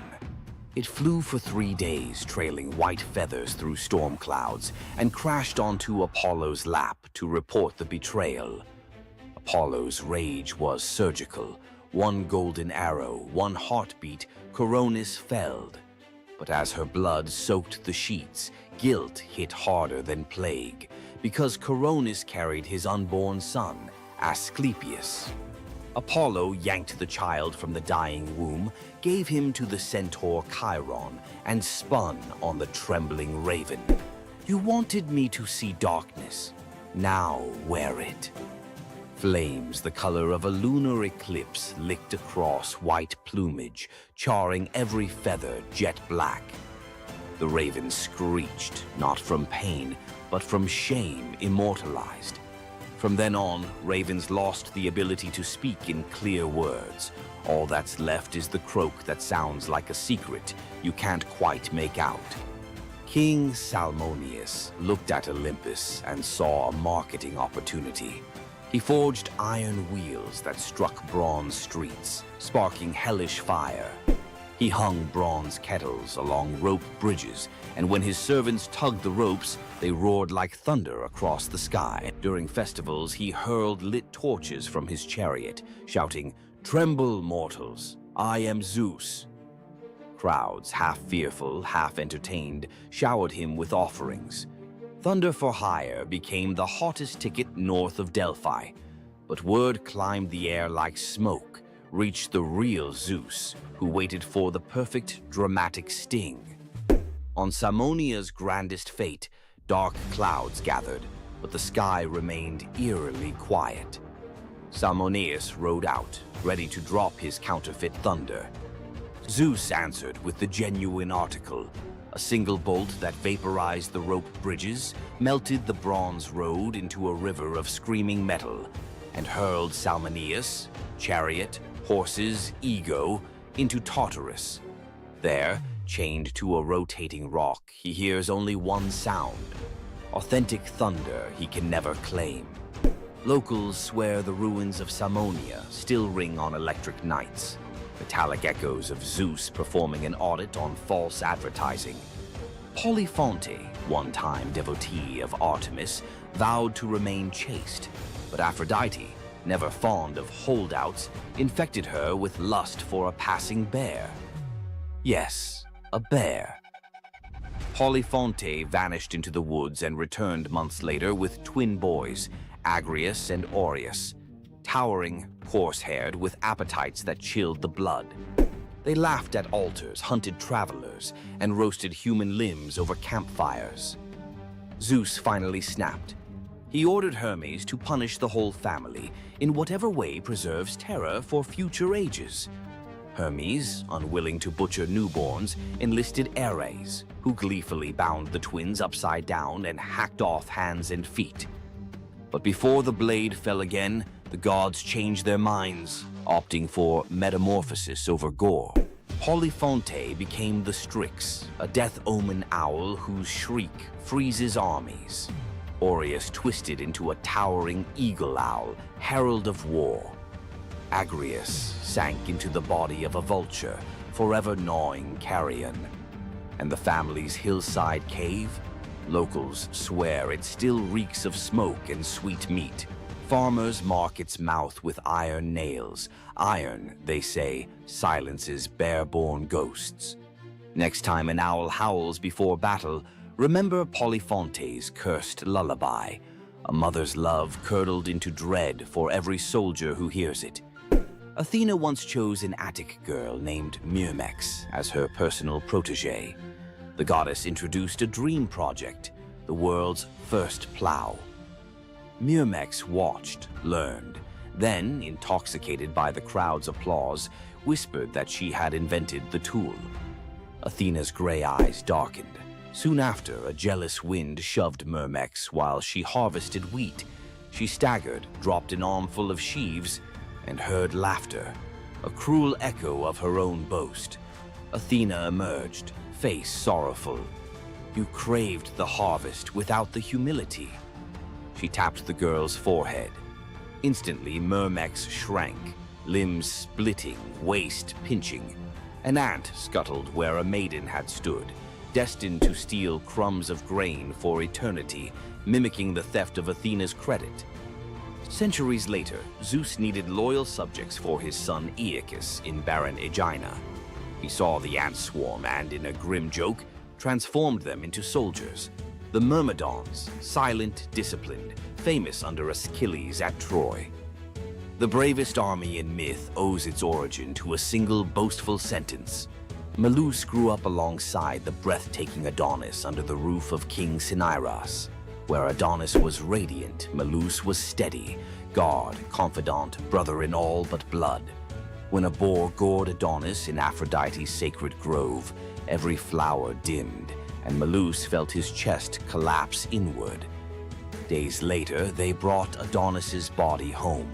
Melos strung a rope from a pomegranate tree and hanged himself, grief carving deeper than any tusk. His wife Pelia followed. Aphrodite arrived, drenched in her own tears, too late to save them, but not too late to transform them. Melos became the apple tree, branches heavy with fruit the color of heart blood. Pelia became the dove, eternal companion to Aphrodite, cooing in the apple's boughs. Their infant son, also named Melos, was spared and ordered to Delos to teach islanders the craft of shearing sheep. Ever since, Greeks call flocks mela in his honor. Legend says when an apple falls perfectly into a lover's open palm, Melos is granting a fragment of his devotion, a reminder that love can be both sweet and lethal. Every crunch echoes a heartbreak older than history. Careful who you offer an apple to. Aphrodite might just be listening. Which boundary breaker freaked you out most? Drop your vote below. Smash like if you'll think twice before faking thunder. Subscribe for Forgotten Monsters next week, and ring the bell. Unlike Malinoe, notifications haunt only by day. See you in the echoes. Ever wondered what it would be like to walk through the ancient world and encounter mythical creatures from Greek mythology? Get ready to meet the beasts that shaped legends. In Greek mythology, creatures were more than just beasts. They were symbols of the forces of nature, God's will, and humanity's struggle with the unknown. From the terrifying Minotaur lurking in the labyrinth to the mesmerizing sirens luring sailors to their doom, these creatures were as captivating as they were dangerous. The mighty Hydra, with its multiple heads that regrew each time they were cut off, was a symbol of unstoppable power. The Cerberus, the three-headed dog guarding the gates of the underworld, represented the barrier between life and death. But not all mythical creatures were monsters. The graceful Pegasus, a winged horse born from the blood of Medusa, symbolizes freedom and the pursuit of the heavens. These creatures still live on in our stories, haunting the shadows of ancient Greece and whispering through the winds of time. Which Greek mythological creature fascinates you the most? Share your thoughts and don't forget to subscribe for more legendary tales from Greek mythology. Imagine having a wish so powerful that everything you touch turns to gold. Sounds like a dream, right? But for King Midas, this dream turned into a nightmare. Let's dive into his tragic story. Once upon a time, King Midas ruled over a prosperous kingdom known for his wealth and opulence. But Midas wasn't just content with riches. He wanted more. He wished for the ability to turn anything he touched into gold. One day, the god Dionysus appeared before him and, impressed by Midas's devotion, granted him the wish. At first, Midas was overjoyed. Everything he touched, his food, his treasures, his furniture, transformed into gold. His wealth grew beyond imagination, and his joy knew no bounds. But soon, Midas realized the curse of his wish. He touched a rose, gold. He touched his food, gold. Desperate for a meal, he tried to drink water, gold. In horror, Midas realized that even his daughter, whom he loved dearly, turned into a lifeless golden statue when he touched her. Furious with the consequences of his greed, Midas begged Dionysus for mercy. The god, seeing the king's suffering, told him to wash in the river Pactolus. And in that moment, Midas's golden touch was taken away. The river's waters, now imbued with Midas's curse, carried gold downstream, forever tainting the land. King Midas's story is a reminder that greed often blinds us to the consequences of our desires. His once prized gift became his greatest curse, teaching us that not all treasures are worth the price. If King Midas's tale of power and greed left you thinking, make sure to subscribe for more epic Greek myths and their timeless lessons. Stay tuned for more stories of fate, love, and the god's wrath. You thought fairy tales were magical. Think again. The real origins of these classic tales are disturbing, gruesome, and filled with horror. Many of these stories have been sanitized for modern audiences, but their original versions were filled with betrayal, curses, and brutal consequences. From Pinocchio's horrifying fate to the true story of Bluebeard, let's dive into the darker side of fairy tales that history tried to erase. Fairy tales weren't always about happily ever after. Many of them were cautionary tales, warning of real dangers, human cruelty, and supernatural horrors. One, the original Pinocchio, a gruesome fate. Before Disney made him a lovable puppet, Carlo Collodi's original Pinocchio was a terrifying little troublemaker.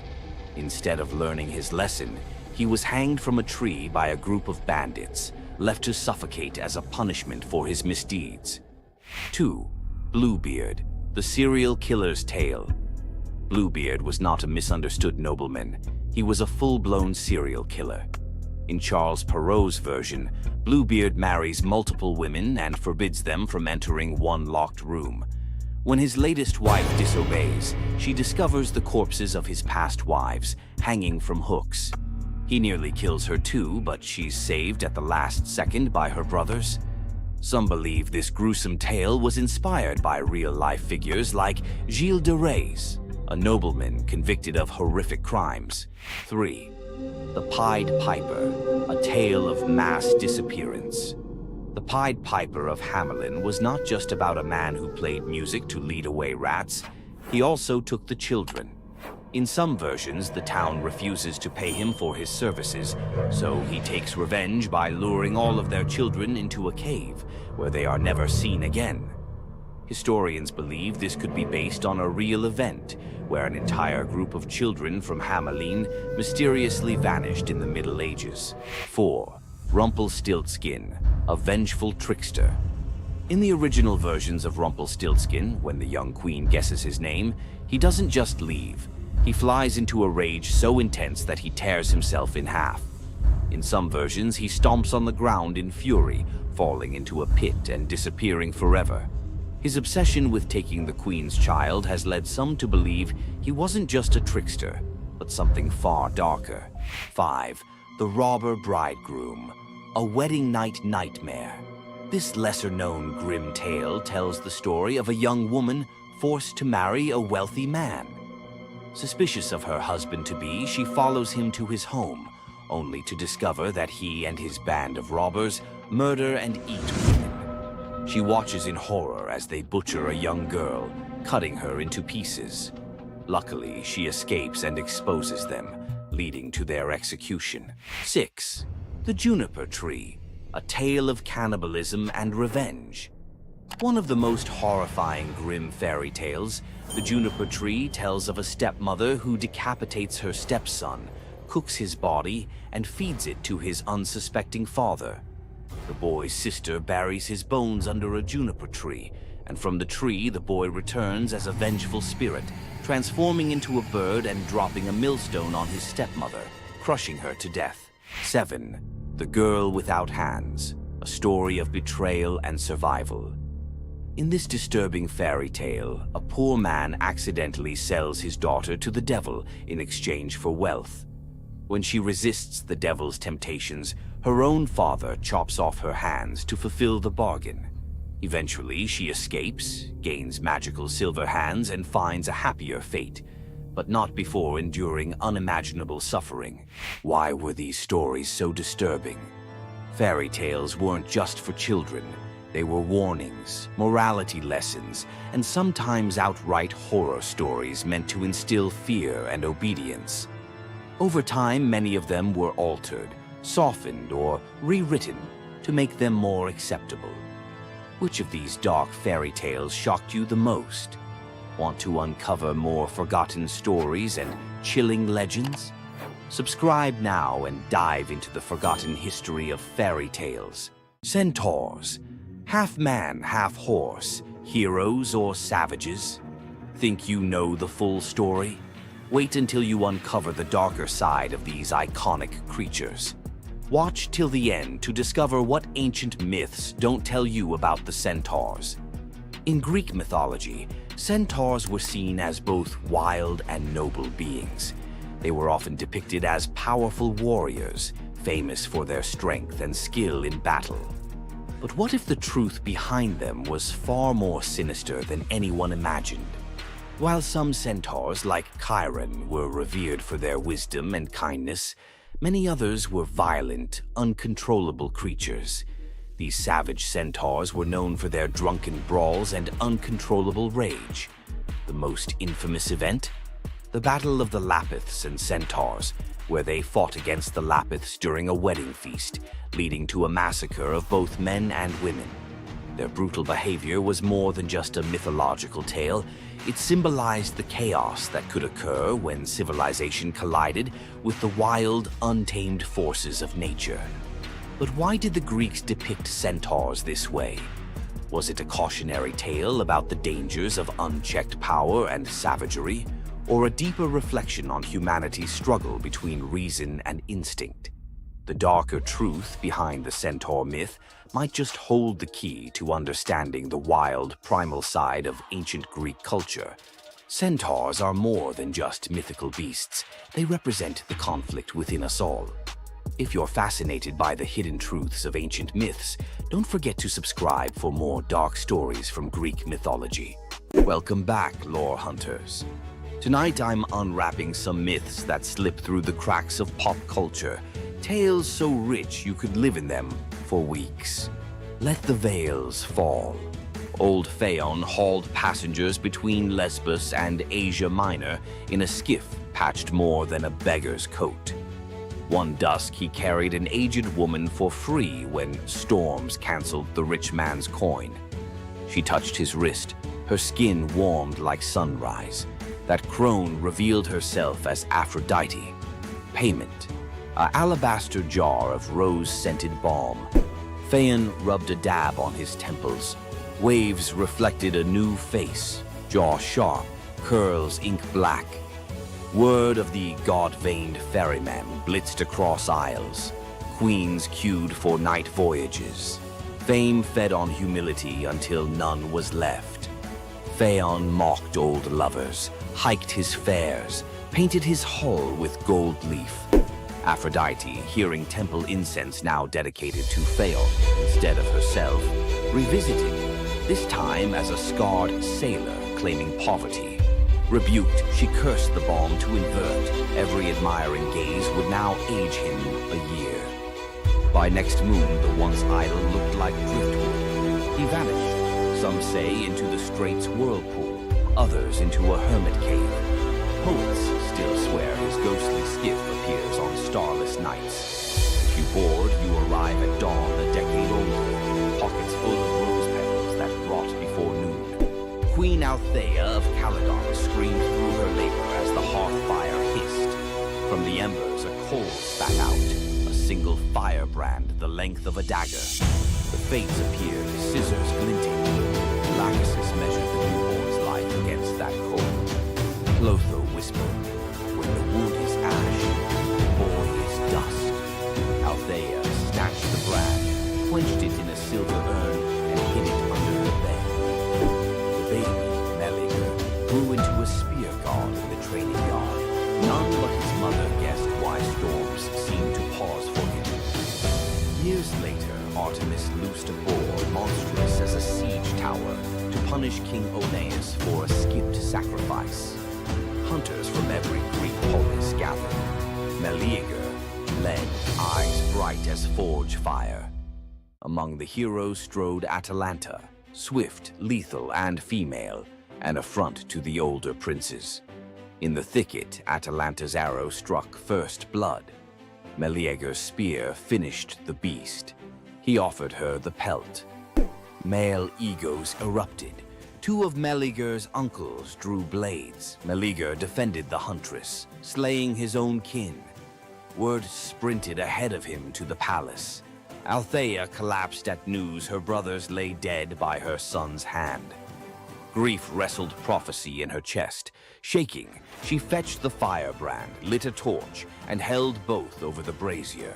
Her love warred her rage for 9 heartbeats. On the 10th, she let the wood slip. Miles away, Meleager felt his marrow ignite. He dropped mid-stride, armor ringing like a funeral bell. At the palace hearth, the brand hissed its last and fell to gray powder.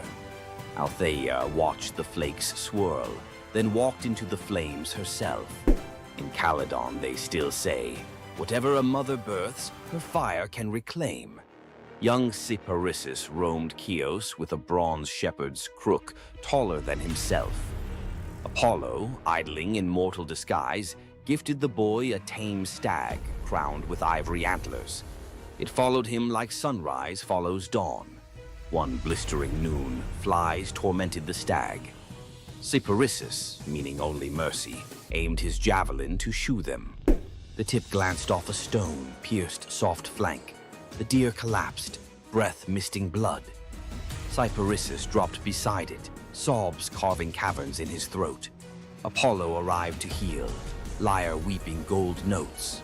But the boy refused salvation for himself. He begged, "Give me a grief that never dries, so I remember him forever." Clouds boiled violet, the ground drank color from his sandals upward. Where Cyparissus knelt now stands the first cypress, trunk straight as a spear of mourning, sap weeping resin tears. Greeks plant the tree in graveyards because its roots plunge only downward, never sideways, like a grief that refuses distraction. On summer nights, hunters claim the wind through cypress needles sounds like antlers brushing the sky. Athens hailed Cephalus and Procris as couple of the century. He an expert hunter, she a devotee of Artemis. As wedding gift, the goddess sent two marvels: Lalaps, a hound fated to catch any quarry, and a spear destined never to miss. One morning, Cephalus rested from the chase and sang to the breeze, calling it Nephele, sweet comfort. The dawn goddess Eos, eavesdropping, snatched him skyward, offering immortality. He pined for Procris. Eos scoffed, "She'll betray you." Suspicion slid under his skin like splintered arrow reeds. Cephalus returned in disguise, bribing servants to hint Procris had strayed. At twilight, she arrived in the woods, masked, to spy on him first. Hearing rustle, Cephalus loosed the divine spear toward the sound. It cannot miss. The mask tore away, Procris's eyes wide as shattering glass. She fell against his chest, whispering only, "The breeze, remember?" Cephalus buried her on Mount Hymettus, pinned the fatal spear beside the grave, and leashed Laiolaps there eternally. Some nights, hikers see a spectral dog chase a phantom hare in circles that never close, while a jealous wind mutters the name Nephele through the pines. Poor farmer Ligdus told his pregnant wife, "If the child is female, exposure must follow. Dowries ruin paupers." Desperate Telethusa prayed to Isis. The goddess appeared, golden-winged. "Bear the child, raise her as son." Baby Iphis arrived. They bound her chest, taught her spearcraft, named her heir. At 13, Iphis was betrothed to radiant Ianthe, who adored her future husband. Iphis loved her too, but carried a secret that tore her apart. Nights she begged Isis, "Either unmake love or unmake lie." Eve of the wedding, Iphis roamed the temple till exhaustion. At midnight, statue eyes flashed, muscle quaked under skin, voice dropped like falling figs. When dawn trumpets blew, Iphis emerged, broad-shouldered, jaw square, still wearing mother's hopes, but now truth-shaped. Ceremony erupted in double amazement. A father spared from murder, a bride gaining the groom her heart already knew, a city given a living parable that gods can edit flesh the way poets edit verse. On anniversaries, Crete's couples exchange braided veils, symbol that love may bend rules when petitioned with courage. Satyr-blooded Ampelus dazzled Dionysus, youth swagger, curls like grape tendrils. He rode a bull through vineyards, boasting he was braver than the god. Dionysus, half teasing, half testing, sent a gadfly.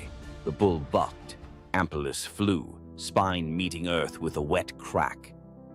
Thunderclouds curdled purple. Grief-stricken, the god plucked the corpse's heartbeat, planted it. From ribs sprouted twisting vines, from fingers curling shoots. First grapes. He fermented their juice with tears, naming the wine Ampelosios, the taste of regret. Every toast pours a little myth. Sweetness chased by sting. Drink deep and you repeat the boy's brag, but this time, hopefully, know when to dismount. On the gray docks of Anthedon, a lone fisherman named Glaucus noticed something odd. Every fish he caught leapt back into the sea after flopping across a patch of wild green herbs. His curiosity, half hunger, half science, won. He tasted one leaf. A heartbeat later, his pulse throttled like a war drum, gills tore open on his neck. Terrified, he dove overboard and discovered he could breathe brine like air. In the midnight blue below, sea deities gathered, nereids swirling like living lace, old Phorcys with crab shell crown. They greeted the newcomer, then forced a cup of ichor on him. Drink, forget the shore. Visions blitzed his skull, shipwrecks yet to come, lovers yet to drown. Prophecy is a toxin that never metabolizes. Glaucus tried to surface, to hug his aging mother, but every wave slapped him back. Barnacles crusted over his old rowing calluses. He practiced his new craft instead, whispering tides to sailors, trading secrets for offerings of bronze and bread that sank unreachable. Legend says if you stare into rough surf and hear your own name, it's Glaucus warning you to turn home. Ignore him, and you join his choir, another voice lost to the deep. In Attica ruled Periphas, so just that subjects built temples to him, not Zeus. Offerings piled higher than to Olympus. Flattery sharpens divine talons. Thunderhead over the palace. As lightning coiled to strike, Apollo intervened. Spare the righteous, punish the praise. Zeus relented, halfway. Before the court's eyes, Periphas's flesh rippled into plumage, arms broadened into stormbreaker wings. His queen begged accompaniment, became an osprey. Throne room glittered with abandoned gold. Zeus decreed the new eagle his personal herald. Immortal, hungry for serpents of hubris. Every lightning flash, tradition holds Periphas scouts ahead, making sure no mortal altars bear the wrong name again. Arcadian huntress Callisto pledged lifelong virginity to Artemis. Oaths echo loudest in forest silence. Zeus, disguised as Artemis, tricked Callisto when her secret pregnancy showed. The real goddess burned with double fury, betrayed and impersonated. Artemis transformed the girl into a shaggy bear. Callisto's newborn, Arcus, left human. Years later, on a hunt, Arcus drew bow at the lunging bear, unaware it was his mother. Zeus intervened, flinging both into the sky as Ursa Major and Ursa Minor. They circle Polaris forever, never touching, an eternal near miss engraved in stars. Notice how each story spins one spindle. Desire collides with destiny, and form shatters. Greek myth isn't merely about gods showing off, it's about limits. And the instant you cross them, reality melts and recools into shapes that remember the crime. Which of tonight's transformations branded you hardest? Firebrand, spear, cypress, rose curse, or braided veil? Write its name in the comments, but add one line. If this myth were my life lesson, I'd finish the sentence. Best confession gets read on next episode. Immortal as any Greek hero. Slap that like if you felt the heat of Meleager's log or the sea spray of Phaon's oars. Subscribe and ring the bell so the algorithm threads your name into our next tapestry. Remember, stories are sparks. Hold them too lightly and they fade. Grip them too hard and they burn. Find your balance. See you in the weave. Ask most people about Greek myth and you get 12 labors, a Gorgon's haircut, or a fire thief nailed to a cliff. Tonight we leave the doom scroll and open the side door. Some lesser-known legends where the gods give instead of take. Pour something you love. Silence the group chat, because each tale rolls out in 4 acts, exactly like a Netflix mini-EP. First jar on the left, a polished grain of barley the size of a thumbnail. Let's pry it open. Eleusis, dusk. Fields are dust. Demeter still mourns Persephone. Villagers starve, except Triptolemus, teen son of King Celeus, who offers the goddess barley porridge cooked from his final handful of grain. Moved, Demeter turns her grief to gratitude and hands him a leather pouch of enchanted seed. Demeter's next gift is wilder, a bronze chariot yoked to two serpents the size of river dolphins. They hiss, but obey her touch. "Fly," she tells Triptolemus, "and sow the earth." He launches like steam from a kettle, dragons beating emerald wings over seas and mountains, seed flitting from his fist, taking root the instant it kisses dirt. Triptolemus lands in Scythia, demonstrates plowing, and shares bread hotter than sunrise. Their ruler Lincus smiles, then creeps into the guest hut with a dagger, planning to steal credit. Demeter's serpents coil awake, eyes phosphorescent. Steel meets scale. The goddess materializes and, with a snap, turns Lincus into the first lynx, forever stalking fields he can never harvest. Triptolemus lifts off again, safer and wiser, dragons spiraling like living irrigation lines. Everywhere wheat sprouts, famine folds, and villages invent words for thank you. When he finally parks the chariot in Eleusis, Demeter names him patron of farmers and slots a constellation, the sower, above the autumn sky. Rural Greeks still claim that seeing twin shooting stars at harvest means Triptolemus's dragons are checking yields. In Achaean rites, stonemason Miscellus woke 3 nights running to the same dream. Hercules, lion skin reeking of cedar smoke, beckoned him across the sea to the pebble-dappled waters of Asar. Leaving one's birthplace was illegal, but divine persistence outweighs city ordinances. Neighbors dragged him before the civic tribunal. Verdicts were cast with white, acquit, and black, condemn, pebbles dropped into an urn. Miscellus prayed under his breath. As judges emptied the urn, every stone, white and black alike, shone snow-white. Gasps. No law forbade miracle loopholes, so the council shrugged and released their suddenly blameless defendant. Miscellus sailed west. At Italy's heel, he found the river Asar flashing with pale cobbles, exact match to his dream. He also found an old burial mound dedicated to a local hero named Croton, once hospitable to Hercules himself. Prophecy clicked like a lock. He founded Croton on that spot, planting the first stone in the new city wall with his own calloused hands. 2 generations later, Croton would dominate Magna Graecia in athletics and medicine, home of Milo the wrestler and Pythagoras' school. Locals still tell tourists to pocket a white pebble for courage, Hercules' ancient thumbs up. On Crete, baby Zeus hides from Cronus inside the Idaean cave. A gentle goat, Amalthea, nurses him with milk so sweet it smells of thyme. Curate's warriors clash shields outside to drown infant cries. Toddler Zeus, already wrestling destiny, grabs Amalthea's horn during roughhousing. It snaps off. Horrified, he touches the broken horn and wills it to pour ambrosia and jewels, an apology in infinite supply.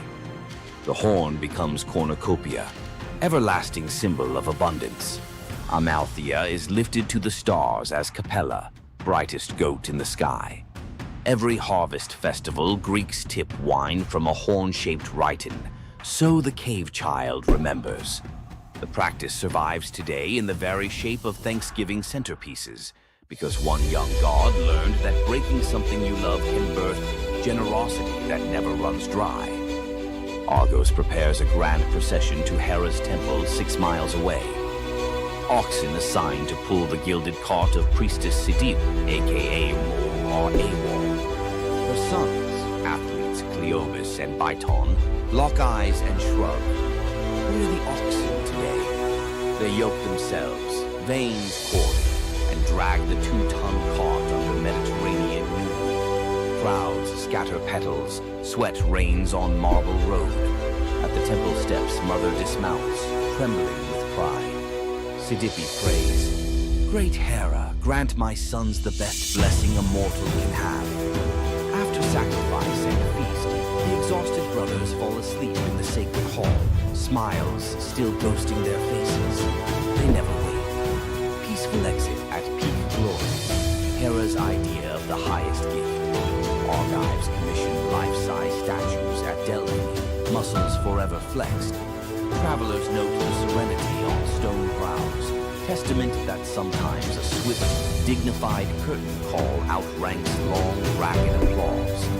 Young Taurus, demigod son of Poseidon, pilots a skiff scouting for new colonies. The storm detaches rudder from reality. Mast snaps like uncooked spaghetti. Waves swallow everything but Taurus clinging to driftwood. Poseidon, scanning seafloor currents, flicks his trident. A dolphin larger than a rowboat rockets upward, scoops Taurus, and planes across the wine-dark sea like a living surfboard. At dawn, the dolphin deposits him on Italy's sunlit heel. Taurus climbs a bluff, sees fertile plains ribboned by a gentle river. He plants Poseidon's miniature bronze trident in the sand and declares a new polis.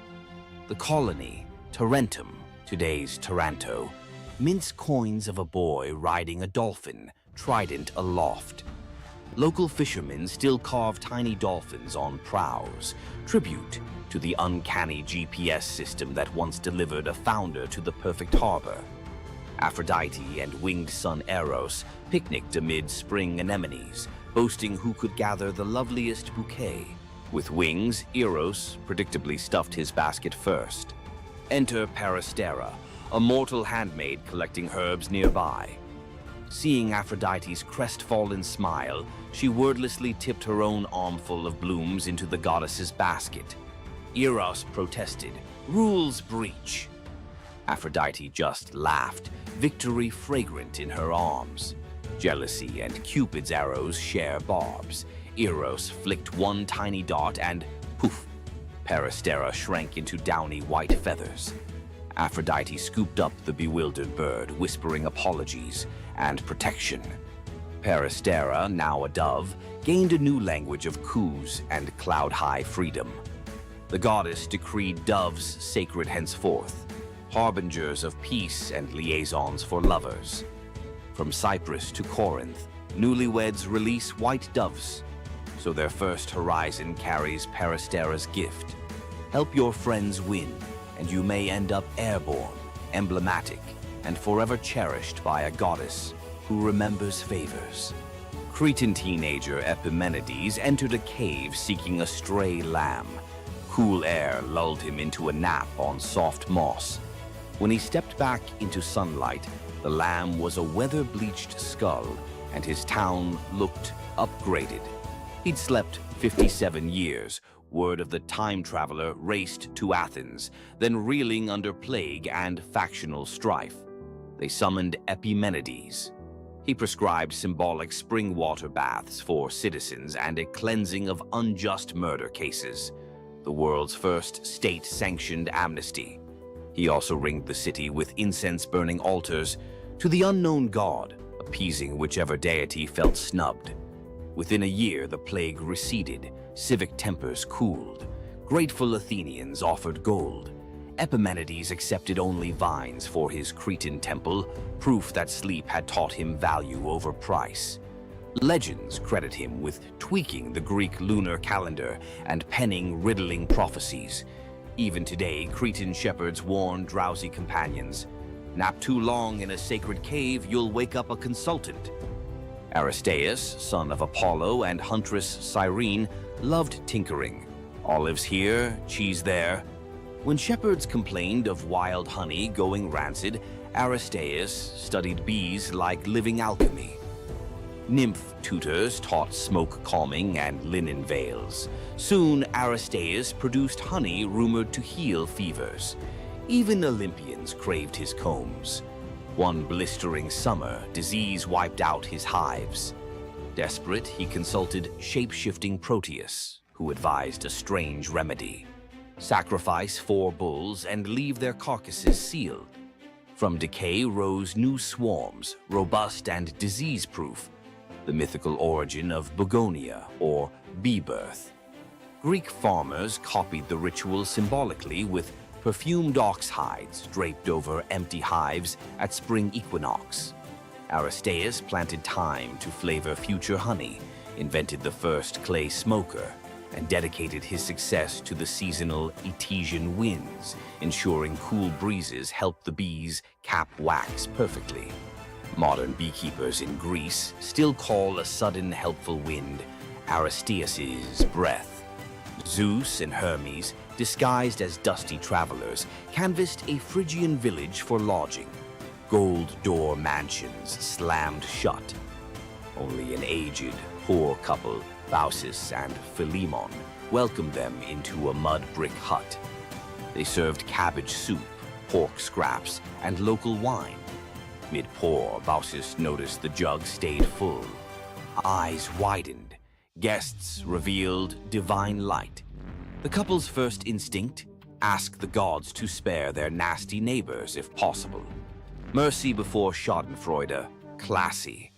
The village morphed into a marsh. The hut blossomed into marble columns. Zeus offered any reward. They chose to be temple keepers and to die together. Years later, as breath slowed, bark crept over their skin. Philemon an oak, Baucis a linden, branches intertwined over the temple forecourt. Travelers claim the twin trunks still rustle blessings on strangers who share food with drifters. Local children leave tiny cups of soup under the roots, because kindness apparently scales from hut to eternity tree. From marble votes that rewrite destiny to bees reborn in golden sunlight, tonight's legends hum one chord. Generosity, of spirit, of risk, of welcome, catches the gods' attention faster than any heroic flex. Drop a comment naming the myth that lit you up and tell us